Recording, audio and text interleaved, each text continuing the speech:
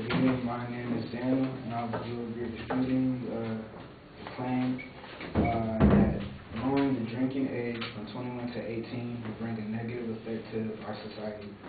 I advocate secondary claims are the teenagers of age 18 are not mature enough to make the right choices. That's number one. Number two, alcohol abuse starts at a young age and can cause various physical problems and mental problems. Number three, the benefits. She continues to list the benefits of keeping the legal age at legal drinking age at age 21. I will go into depth with them later. The first secondary claim that I will respond to is that teenagers of age 18 are not mature enough to make the right choices.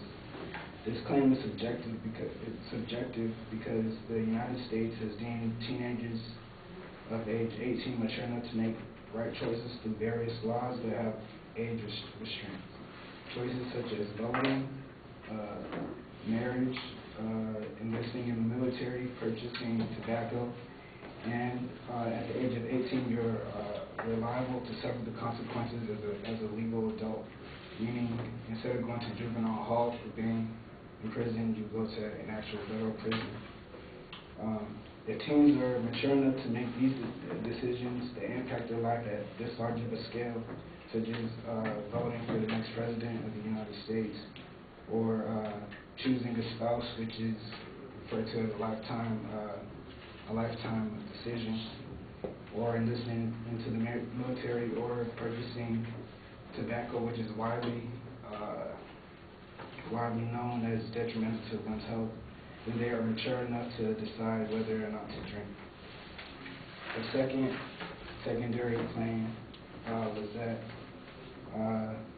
alcohol abuse starting at a young age can cause physical damage and mental damage, such as irreversible brain damage, including memory loss due to changes in the development of the brain and personality changes, increasing your vulnerability to infectious disease and cancer, reduction in blood cells, deterioration of the heart, and increase the likelihood of getting heart disease and leading a rough life. These alcohol abuse symptoms and diseases can happen at any point in life, not just at the age of 18. More so, to receive any signs of these symptoms, drinking at this point must be a constant habit. A source from my opponent says that about 94% of 12 to 14-year-olds reported that they had not drunk alcohol, while 72% of 15 to 17-year-olds and 49% of 18 to 20-year-olds reported that they had not drunk in the preceding month. This shows that drinking habits of underage people is not a consistent act, and it happens randomly and in spur-of-the-moment type activities. TeenDrugAbuse.us claims it is not clear whether starting to drink at an early age actually causes alcoholism, or in this case, alcohol abuse.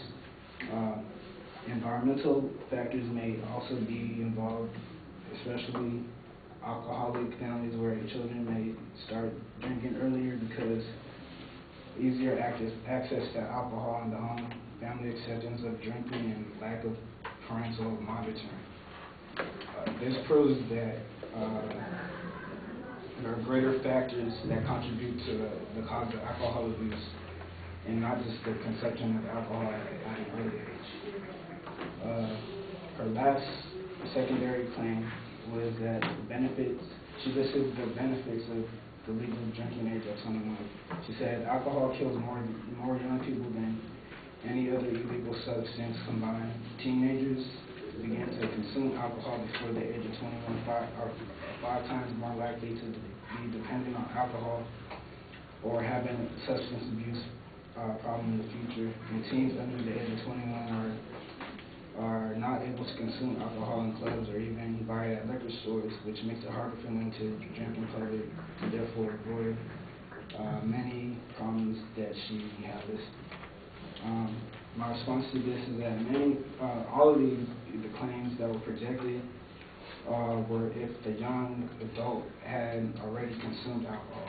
However, the consumption of alcohol is not illegal for young adults in at least 19 states of the United States, under some exceptions, such as religious activities, consuming on private property, or in the presence and permission of an adult.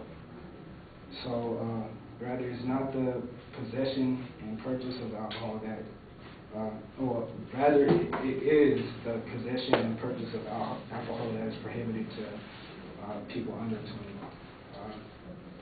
And that concludes my recommendation to lowering the drinking age from 21 to 18 will bring a negative effect to it. Thank you.